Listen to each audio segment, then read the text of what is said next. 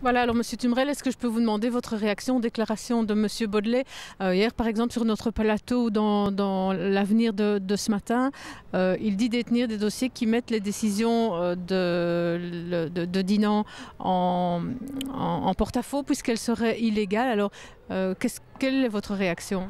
Ben voilà, j'entends les propos de M. Baudelet et donc j'imagine qu'il a fait une analyse ou qu'il a été conseillé pour ce faire, mais pour l'instant, à force de contraire, je constate que rien n'est illégal pour l'instant et aucune décision n'a été mise en cause en tous les cas.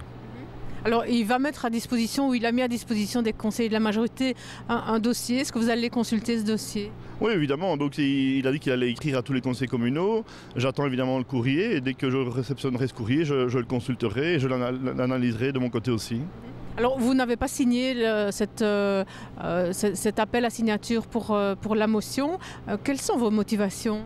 Mais la motivation essentielle, c'est de dire que dans les matières urbanistiques et de logement, ici particulièrement sur Dinan, ce sont des matières compliquées et donc il faut savoir être ferme pour garder un cap qui est difficile à maintenir, je le reconnais aisément avec tous les membres du collège. Et donc il me semblait que l'échevin Baudelet fait toujours très bien son travail. Et donc j'entendais bien ne pas sanctionner de la sorte des propos qui sont effectivement des propos qui n'auraient pas dû sortir de la bouche de l'échevin Baudelet, mais néanmoins la sanction me semble un peu sévère. Est-ce que c'est envisageable de penser qu'on pourrait revenir en arrière et de faire comme si de rien n'était et si M. Baudelet restait dans le collège? Est-ce que c'est imaginable de continuer à travailler comme ça?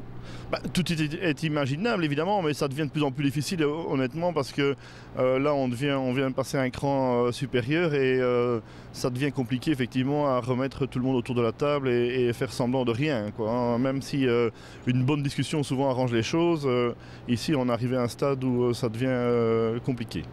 Alors il parle d'illégalité. S'il y avait illégalité, ça mettrait le collège totalement en difficulté.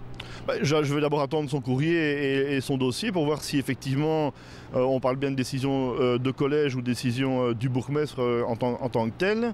Et en fonction de ça, je réagirai, mais on verra bien.